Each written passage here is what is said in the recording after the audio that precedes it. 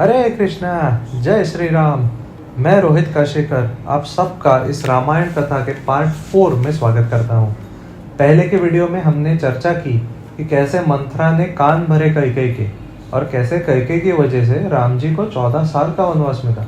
हमने जाना कि वनवास में राम जी से गुहा और केवट कैसे मिले और उनकी कथा, और अंत में जाना कि भरत जी कैसे निकल पड़े राम जी की खोज में और कैसे मिले भरत राम जी से। अब कथा को आगे बढ़ाते हैं। हमेशा की तरह पहले हम भगवान का आशीर्वाद लेंगे। तो बोलो हरे कृष्णा कृष्णा कृष्णा हरे हरे, हरे राम राम राम हरे हरे। आज इस वीडियो में हम जानेंगे कि क्यों राम जी ने मना किया वापस अयोध्या जाने से, क्यों भरत जी ने राम जी के चरण पादुकाएं दी, राम जी ने विरत राक्षस का उद्धार कैसे किया, सरभंगा ऋषि, सुतीक्ष्ण और अगस्त्य ऋषि से कैसे मिले राम जी, कैसे राम जी से मिले जटायु, पंचवटी और 5 बरगद के पेड़ का रहस्य, और कैसे शूर्पणखा ने देखा राम जी को और क्यों लक्ष्मण जी ने शूर्पणखा का नाक और कान काटा। अगर आपको पूरी रामायण सुननी है इन डिटेल तो I share the link in description of Amogh Leela Prabhu की रामायण जो इस्कॉन संस्था से है। ये वीडियो मेरा एक प्रयास है उनके लेक्चर्स को एक कंडेंस फॉर्म में बताने का। चलिए अब कथा को आगे बढ़ाते हैं। भरत जी ने जैसे ही राम जी को देखा, उन्होंने देखा कि राम, लक्ष्मण और सीता मैया साधारण वेशभूषा में है और ये देखकर इतने दुखी हो गए और दौड़ करके गए और साष्टांग दंडवत किया राम जी को चरणों में। राम जी ने उन्हें उठाया, उनका आलिंगन किया। दोनों बहुत ज्यादा खुश थे एक दूसरे को देखकर और आनंद अश्रु थे राम जी और भरत जी की आंखों में।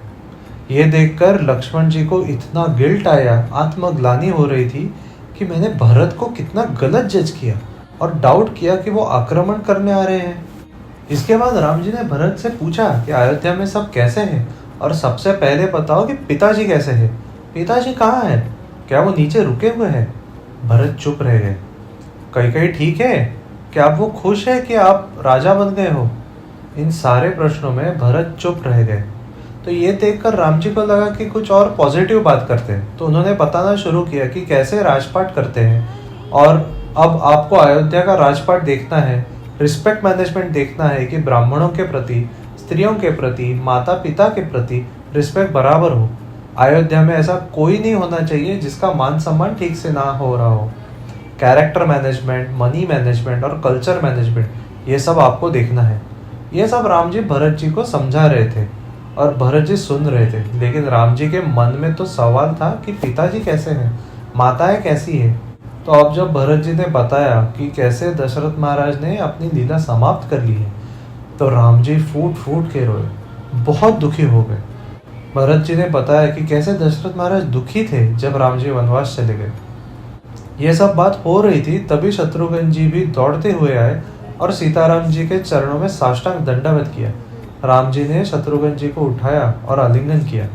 राम जी ने देखा कि वशिष्ठ मुनि और गुरुजन भी आए हैं, तो राम जी ने वशिष्ठ मुनि को साष्टांग दंडवत किया, आशीर्वाद की याचना की। उसके बाद माताओं के चरणों को छू के आशीर्वाद लिया और सबसे अधिक प्रेम से और स्नेह से मिले राम जी, वो थी कैकेयी। क्योंकि कैकेयी के हृदय का पश्चाताप जानते थे। इतने समय में भरत जी ने भी उनको सफिशिएंटली पनिश किया है, वो भी आत्मग्लानि से रोती आ रही है। आज भी कैकेयी के अंदर गिल्ट है, तो उस गिल्ट को मिटिगेट करने के लिए राम जी ने कैकेयी मैया का आलिंगन किया कि अभी भी कुछ उनके मन में गिल्ट है तो वो दूर हो जाए। इसके बाद राम जी सबसे मिले और भरत जी ने कहा कि यहाँ सबके सब इसी भाव से आए हैं कि आपको वापस लेकर के चलना है और आपको अयोध्या संभालनी है।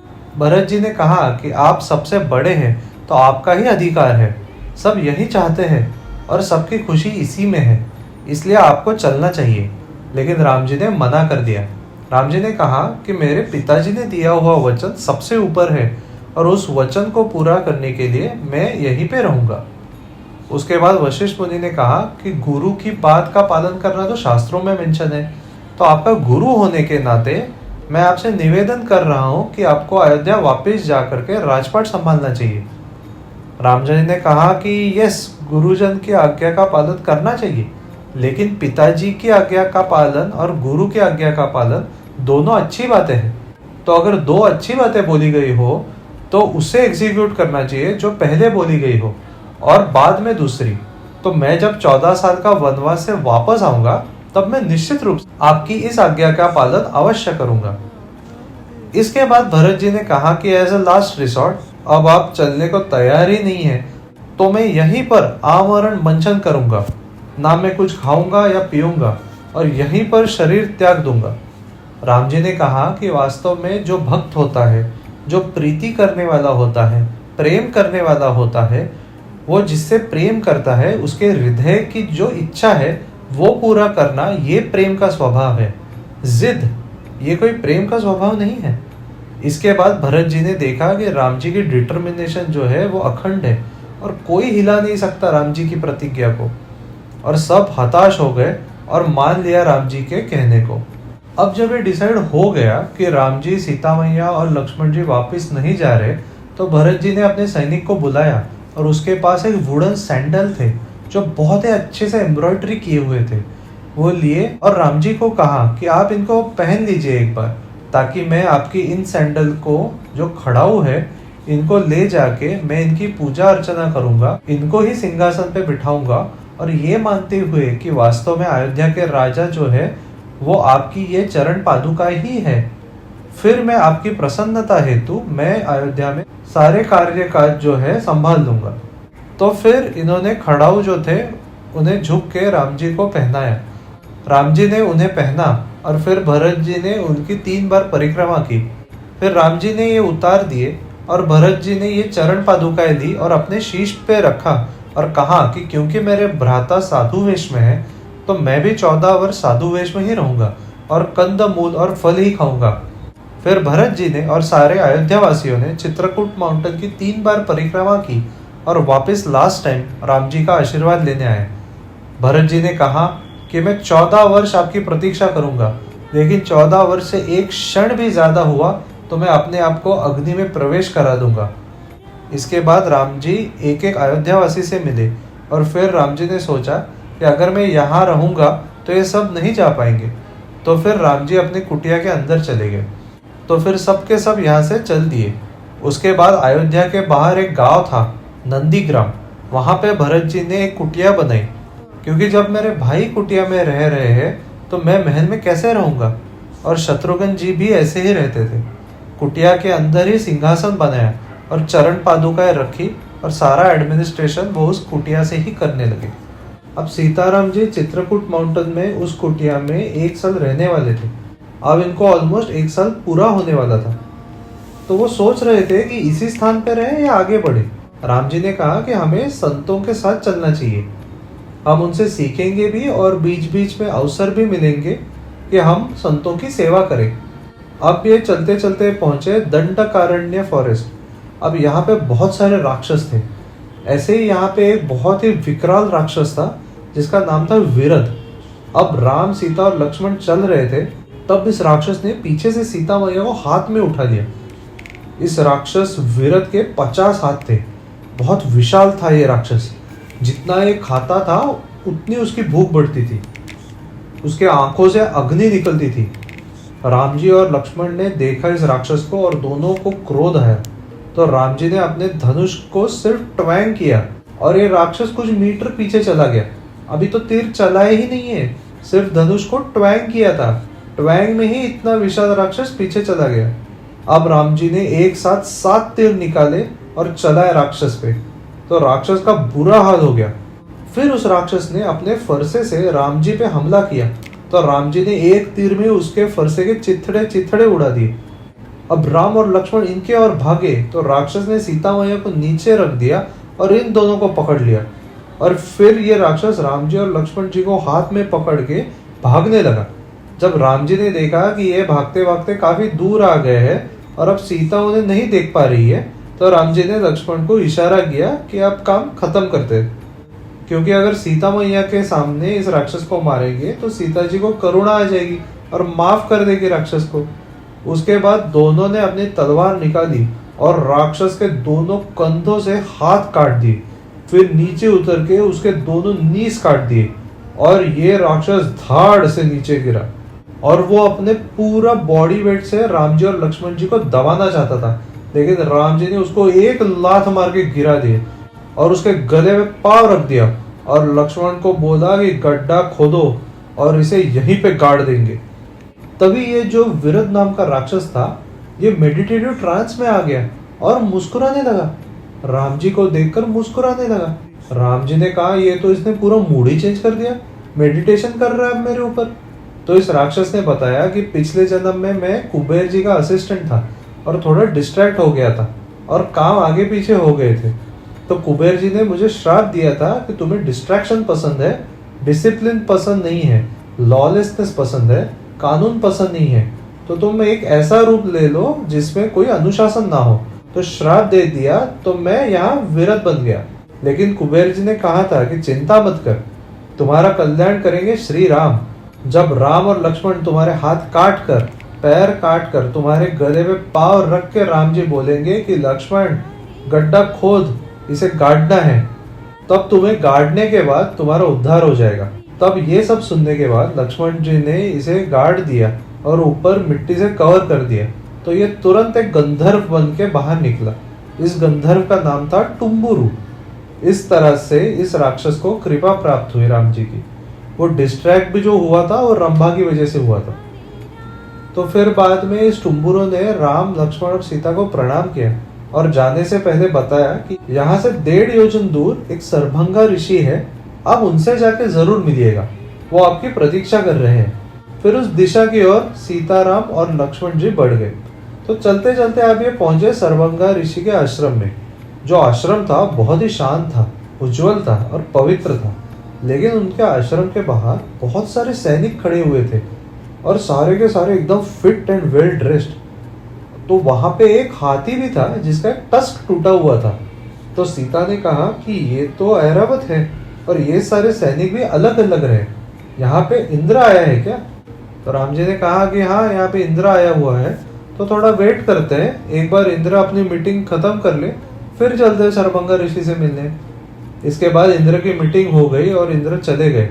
बाद में ये मिले सरभंगा ऋषि से, जो बड़े तपस्वी थे, बहुत ओज और तेज था।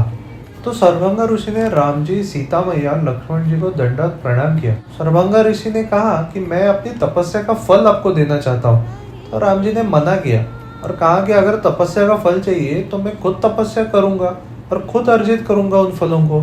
राम जी ने ऐसा क्यों बोला? क्योंकि राम जी देख पा रहे थे कि इस व्यक्ति के अंदर घमंड है, बहुत थोड़ा सा है लेकिन घमंड है। बहुत पवित्र ऋषि है लेकिन उनके अंदर अपने तपस्या का थोड़ा सा हल्का सा अहंकार है। तो राम जी ने ये कहा कि मुझे आपकी तपस्या का फल नहीं चाहिए। तो ये कह करके राम जी ने सरभंगा ऋषि को पूरा शीतल कर दिया। तो फिर सरभंगा ऋषि ने वापस साष्टांग दंडवत किया और कहा कि मैं होता कौन हूँ आपको तपस्या का फल देने वाला, क्योंकि जो तपस्या है वो भी तो आपकी कृपा से ही तो है। सरभंगा ऋषि ने कहा कि आपकी कृपा है कि मुझे आज आपके दर्शन हो रहे हैं। तो हे प्रभु, अगर आपकी इच्छा हो तो मैं आपका दर्शन करते करते ही अपने शरीर को त्यागना चाहता हूँ। तो फिर वही के वही योगिक ट्रांस में सरभंगा ऋषि ने अपने शरीर को योगिक अग्नि से विलीन कर दिया। सर मतलब शरीर और भंगा मतलब जो अपने शरीर को भंग कर देंगे एक दिन प्रभु को देखते देखते, तो इसलिए इनका नाम था सरभंगा ऋषि। इसके बाद सरभंगा ऋषि का उद्धार करने के बाद, उनको आशीर्वाद देने के बाद राम जी, लक्ष्मण और सीता जी आगे बढ़े। आगे फॉरेस्ट से चलते चलते अब ये पहुंचे एक जगह पे जहाँ पे बहुत बड़ा आश्रम था। उस आश्रम में काफी सारे संत मुनि रहा करते थे। तो जैसे ही राम जी नजदीक आए आश्रम के, तो ऋषियों ने कहा कि वो आ गए जिन पे हम ध्यान लगा रहे हैं, हमारे इष्ट देव जिनकी हम तपस्या कर रहे हैं, वो आ गए। सारे ऋषि तपस्या कर रहे थे तो सब देखने लगे। तो वहां से ग्रीनिश इफल्जेंट में वहां से राम जी, लक्ष्मण जी और सीता मैया आ रहे थे। सब ऋषियों ने उनकी प्रशंसा करते हुए उनका स्वागत किया, उनको अपना आश्रम दिखाया। बहुत सारे ऋषिजन तपस्या में थे, ध्यान लगाए हुए थे। ये देखकर राम जी बहुत प्रसन्न हुए। आगे बढ़े तो उन्होंने एक हड्डियों का ढेर देखा। तो राम जी ने पूछा कि इतने तपस्वी ऋषियों के बीच में यह हड्डियों का ढेर कैसे? तो ऋषियों ने कहा कि यहाँ पर दंडकारण्य में बहुत सारे राक्षस भी हैं और कई बार ये राक्षस आके यहाँ पे ऋषियों का शिकार करते हैं। ये सुन के और देखकर राम जी ने वहीं के वहीं पर प्रतिज्ञा ली कि मैं यहाँ पे जितने सारे राक्षस हैं इनफैक्ट पृथ्वी पे जितने सारे राक्षस हैं, अतताई है, उन सब का विध्वंस कर दूंगा। तो इस प्रतिज्ञा के बाद सब ने राम जी की जय जयकार की। अब सीता मैया को यह पसंद नहीं आया, क्योंकि वो तो करुणा की मूर्ति है। उन्होंने कहा कि आपके शपथ में कुछ गलत नहीं है, लेकिन इस धनुष और तलवार लेके आप चलते हो, इसमें है। तो राम जी ने कहा कि मुझे बोला गया था कि वनवास में जाना है, ये नहीं बोला था कि क्षत्रिय धर्म छोड़ देना है। क्योंकि हम क्षत्रिय हैं, सूर्यवंशी है, तो ऐसे में अधर्म को संभालने के लिए अस्त्र शस्त्र उठाने होते हैं। तो चिंता मत करो, इसका मिसयूज नहीं होगा और तुम्हारे सामने मैं किसी को नहीं मारूंगा। राम जी ने सीता मैया को समझाया और आगे बढ़े। आगे बढ़ते हुए उनको एक भक्त मिला जिनका नाम था सुतीक्ष्ण। अब ये अगस्त्य ऋषि के शिष्य थे। बहुत ही हम्बल और विनीत भावना से रहा करते थे। इनकी बहुत इच्छा थी कि कभी मुझे श्री राम जी के दर्शन हो, इसलिए राम जी ने उनके हृदय में उनको दर्शन दिए। तो वो इतने खुश हो गए कि राम, सीता और लक्ष्मण उनके सामने आ गए, तो भी ये आंख बंद करके मन में ही दर्शन कर रहे हैं। उनको ये होश ही नहीं रहा कि सामने स्वयं प्रभु आ गए हैं। तो राम जी ने उन्हें छुआ तो उन्होंने देखा कि जिनका वो हृदय में दर्शन कर रहे हैं वो तो सामने खड़े हैं। तो जब प्रभु सामने हो तो आंख बंद नहीं करनी होती। तो जब भी आप मंदिर जाओ तो आंखें बंद क्यों करनी है, सामने ही तो है भगवान। तो आंखें खुली रखो और प्रभु को देखकर मेडिटेशन करो। इसके बाद सुतीक्ष्ण ने अपने गुरुदेव अगस्त्य ऋषि के बारे में बताया राम जी को। अगस्त्य ऋषि का विवाह हुआ था लोपमुद्रा के साथ और उनको पुत्र प्राप्त हुआ था जिनमें 1000 लोगों की ताकत थी। पुत्र का नाम था त्रितास्यु। अब ये एक अलग कथा है कि लोपमुद्रा कैसे प्राप्त हुई अगस्त्य ऋषि को। इसके बाद ये सब सुन के राम जी आगे बढ़े और अगस्त्य ऋषि के पास पहुंच गए। राम जी से मिलकर अगस्त्य ऋषि इतने खुश हुए। लक्ष्मण जी और सीता मैया भी थे साथ में। सबको मिलकर अगस्त्य ऋषि बहुत खुश हो गए। अब अगस्त्य ऋषि ने राम जी को कई तोहफे दिए, जैसे कि 2 स्वॉर्ड्स दी जो इतनी तेजी से चलती थी कि दिखती ही नहीं थी चलते हुए, और इनको धार करने की आवश्यकता भी नहीं थी। दूसरा, इन्होंने एक धनुष दिया जो बहुत ही सेलेस्टियल धनुष था, जिसमें सुदर्शन की शक्ति भी थी और विष्णु जी के सारंग की शक्ति भी थी। साथ में एक क्विलर भी दिया जिसमें से तीर कभी खत्म ही नहीं होते थे। अनलिमिटेड तीर निकल सकते थे उसमें से। उस क्विलर में एक विशेष तीर भी था जो कि जिसपे छोड़ेंगे उसके हृदय को भेदता हुआ जाएगा और फिर से क्विलर में वापस आ जाएगा। अगस्त्य ऋषि ने ये सब दिया और कहा कि आगे जाके आपको कईयों का कल्याण करना है तो रख लीजिए। उसके बाद उन्होंने कहा राम जी से कि यहाँ पे दंडकारण्य में आपको अब हो गए 10 साल। अब आप यहाँ से पंचवटी नाम का स्थान है, वहाँ पे जाइए और 3 साल वहाँ पे बिताइए। तो अब तक 1 साल हो गया था चित्रकूट में, 10 साल हो गए थे दंडकारण्य में, और ये विचार कर रहे थे कि 3 साल और पंचवटी में बिताएंगे और पंचवटी से वापस आते आते 14 साल पूरे हो जाएंगे। ऐसा प्लान था। तो इस प्रकार अब राम, सीता और लक्ष्मण बढ़े पंचवटी की ओर। जब ये पंचवटी पहुंचे तब ये सब बैठे हुए थे एक सरोवर के पास, और सीता मैया ने देखा कि एक पर्वत के ऊपर बहुत ही विशाल पक्षी बैठा हुआ है। बहुत विशाल था ये पक्षी, इन फॉर्म ऑफ वल्चर, गिद्ध के रूप में था। तो सीता मैया ने दिखाया राम जी को कि ये पक्षी तो बहुत ही ज्यादा बड़ा है, लेकिन सुंदर भी है और उसके गले में माला भी है। राम जी ने कहा कि हाँ, कुछ तो विशेष है इस गिद्ध में। तो तभी इस गिद्ध ने अपने पंख खोले तो इतने जोर से हवा चली कि ऐसा लगा कि पेड़ ही उखड़ जाएंगे। राम जी ने अपने धनुष को ट्वैंग किया और उस तेज हवा को शांत किया। लक्ष्मण जी को लगा कि अब ये गिद्ध हमला कर सकता है, लेकिन राम जी ने कहा कि थोड़ा धैर्य रखो, क्योंकि अभी तक हमें इस गिद्ध की इंटेंशंस पता नहीं है। तभी ये गिद्ध पास में आया और राम जी और इस गिद्ध का कॉन्वर्सेशन हुआ।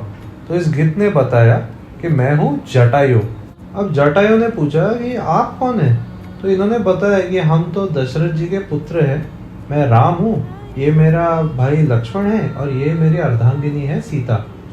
तो जटायु ने कहा कि दशरथ तो मेरे बहुत पुराने मित्र हैं। उन्होंने बताया कैसे उन्होंने दशरथ जी की सेवा की थी जब वो शनिदेव से लड़ने के लिए जा रहे थे, क्योंकि शनि ने 12 साल तक अयोध्या पे अपनी नजर रखी थी और सूखा पड़ गया था अयोध्या में। जब दशरथ महाराज शनिदेव के पास जा रहे थे तो शनिदेव की दृष्टि दशरथ महाराज पे पड़ी। तो दशरथ महाराज कैसे गिर गए रथ से, और तभी जटायु ने उनको कैसे संभाला अपने पंखों पे। और लेके गए शनिदेव के पास। ये पूरी स्टोरी बताई उन्होंने राम जी को। राम जी बहुत खुश हो गए कि ये तो दशरथ महाराज के मित्र हैं। जटायु ने अपना इंट्रोडक्शन भी दिया कि जो अरुण है, जो सारथी है सूर्यदेव के, मैं उनका पुत्र हूँ, और जो गरुड़ जी है, जो भगवान के वाहन है, मैं उनका भतीजा हूँ। मेरा नाम जटायु है। जटायु ने कहा कि ये स्थान बहुत अच्छा है, लेकिन कुछ राक्षस भी है यहाँ पे, लेकिन मेरी नज़र से मैं राक्षसों को देख लूंगा। तो अगर कभी आप और लक्ष्मण बाहर जाएंगे और बहू अगर अकेली होगी तो फिर मैं उनकी रक्षा करूंगा। अब इन्होंने डिसाइड किया कि यहाँ पंचवटी में ही कुटिया बनाते हैं। तो एक जगह थी which was like a hill lock, थोड़ा सा ऊंचा स्थान था, उसके आसपास सरोवर भी था और साथ में गोदावरी नदी भी बह रही थी और आसपास फ्लोरा फाउना भी था, बहुत अच्छे फ्लावर्स थे, प्राकृतिक ब्यूटी बहुत थी। तो डिसाइड हुआ कि यहाँ पर ही कुटिया बनाते हैं। उसके बाद लक्ष्मण जी ने इतनी सुंदर कुटिया बनाई वहाँ पे कि it was a masterpiece. Ram ji को कुटिया बहुत पसंद आई और बहुत खुश हो गए राम जी। अब यहाँ पे रहते रहते 2 साल पूरे हो गए थे और अब इट वॉज लाइक लास्ट 1 साल बचा था, कुछ और महीने बाकी है। अब यहाँ पे सीता मैया ने देखा कि एक साथ 5 बरगद के पेड़ है, एक ही श्रृंखला में निकले हुए थे।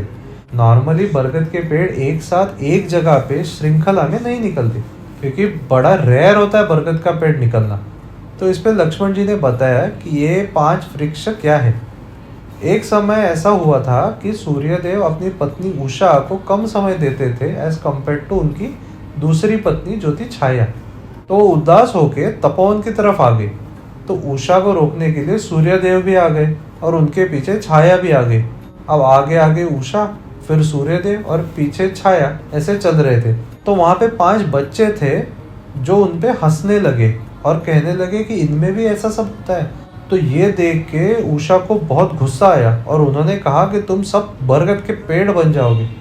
और इस तरह बरगद के पेड़ बन गए वो 5 बच्चे। अब इस बरगद के पेड़ को सीता मैया ने हाथ लगाया तो वो 5 बच्चों जो थे वो तर गया। तो अब ये सब राम, सीता और लक्ष्मण जी रह रहे थे पंचवटी में। और तभी वहाँ पे एक सॉर्सरस, एक चुड़ैल, जो कि बहुत ही बदसूरत थी, इसका पेट इतना बाहर निकला हुआ था, कमर और टांगे पतली थी, जो बाल थे वो कॉपर कलर के थे, इतनी गंदी दिखती थी कि कोई अगर इसे देख ले उसकी साल भर की नींद उड़ जाए।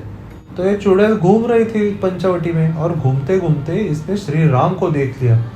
वो तो इतनी लट्टू हो गई राम जी को देख के कि, और कहा कि इनके जैसे कोई मैंने आज तक देखा ही नहीं और इनको तो दुनिया में एक ही व्यक्ति डिजर्व करती हूँ, मैं शूर्पणखा। वो मतलब मंत्र मुग्ध हो गए राम जी को देख के। वो इतनी ज्यादा पगलैड बन गई थी राम जी को देख के कि अब वो सुंदर सा रूप धर के एकदम पूरा मेकअप बिकअप पूरा मामा अर्थ लैक में लगा के पहुंच गई वहां पे और कहा, ओ हैंडसम व्यक्ति, ओ गुड लुकिंग वन, इतना सुंदर व्यक्ति इस जंगल में क्या कर रहा है। अब श्री राम है भाई, उस मेकअप के पीछे जो गंदा चेहरा है, गंदा भाव, गंदा हृदय, गंदी भावनाएं, श्री राम तो सब कुछ देख लेते हैं। राम जी ने बताया कि मैं तो दशरथ नंदन राम हूँ और साथ में मेरे भाई है लक्ष्मण और सीता भी है, और पिताजी का आज्ञा का पालन करते हुए हम यहाँ जंगल में विराज रहे हैं। राम जी ने कहा कि आप अपने बारे में बताइए कि ऐसी सुंदर स्त्री अकेली जंगल में कैसे घूम रही है। तो इसने बताया कि मैं हूँ शूर्पणखा, मैं विश्रवास ऋषि की पुत्री हूँ और मेरा भाई का नाम है रावण, जो सबको रुलाता है। दूसरा भाई है कुंभकर्ण, जो ऐसा सोता है कि सोने के बाद जब उठता है तो कोई युद्ध नहीं हारता। और एक भाई है विभीषण, जो कि हरि का भक्त है, सारे वंश का नाम रद्दी कर दिया है उसने। और इन सारे भाइयों में हूँ मैं चंद्रमुखी, मेरा नाम है शूर्पणखा। उसने कहा कि हे श्री राम, आपके पास मैं मैरिज प्रपोजल लेके आई हूँ, आप मुझसे विवाह कर लीजिए, दुनिया के सारे सुख मैं आपको अर्पित कर दूंगी, बस आप हाँ कर दीजिए। राम जी ने कहा कि मेरी ऑलरेडी वाइफ है, तो तुम्हें सेकंड वाइफ का दर्जा मिले ये बहुत ही खराब बात है। पहली पत्नी होना वो अच्छी बात होती है, तो इसलिए ये मेरा भाई है वहाँ पे, इसके पास अभी कोई पत्नी है नहीं इसके पास। तो जब शूर्पणखा ने देखा लक्ष्मण जी को, तो ये भी एकदम हैंडसम, तो ये लक्ष्मण जी के पास पहुँच गई और कहा, हे लक्ष्मण, यू हैंडसम, शादी कर लो मुझसे। अब लक्ष्मण जी वहां पे अपने चक्कू बिक्कू को धार तेज कर ही रहे थे, तो उन्होंने कहा कि तुम कहाँ आ गई? मैं तो राम जी और सीता का दास हूँ। एक दास से तुम शादी करोगी तो तुम एक दास की पत्नी कहलाओगी। कहाँ तुम रीगल परिवार से आ रही हो? थोड़ा स्टेटस सिंबल भी तो देखना चाहिए। तो तुम राम जी के पास ही जाओ। तो अब यहाँ लक्ष्मण जी चक्कू बिक्कू तेज कर ही रहे थे, तो ये राम जी के पास वापस गए, और तब राम जी सीता जी के साथ थे। तो उसने कहा कि सारे कबाब में हड्डी तो यही है ना सीता, तो इसको ही मार देती हूँ। और अपने नख निकाले उसने और सीधा दौड़ी सीता मैया के पास। तो राम जी ने जोर से हुंकार दी और ये 100 मीटर दूर जाके गिरी। राम जी ने लक्ष्मण जी को इशारा किया, तो लक्ष्मण जी ने कहा, जो आज्ञा भ्राता श्री राम।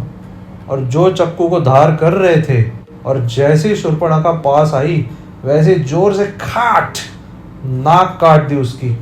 पूरा खून गिर रहा था उसका, जोर से चिल्ला रही थी वो। वापस उसने हमला करने की कोशिश की, तो इस बार लक्ष्मण जी ने दोनों कान काट दिए उसके। ऐसी लथपथ हो गई खून से और दर्द में थी और चिल्ला रही थी, और वहां से भाग लिया उसने। इसके बाद की कथा हम अगले वीडियो में सुनेंगे। आज हमने देखा कि क्यों राम जी ने मना किया वापस अयोध्या जाने से, क्यों भरत जी ने राम जी के चरण पादुकाएं दी, राम जी ने विरत राक्षस का उद्धार कैसे किया, सर्वंगा ऋषि, सुतीक्ष्ण और अगस्त्य ऋषि से कैसे मिले राम जी, जटायु राम जी से कैसे मिले, पंचवटी और 5 बरगद के पेड़ का रहस्य, और कैसे शूर्पणखा ने देखा राम जी को, और क्यों लक्ष्मण जी ने शूर्पणखा का नाक और कान काटा। अगले वीडियो में आगे कंटिन्यू करेंगे। तब तक के लिए हरे कृष्णा।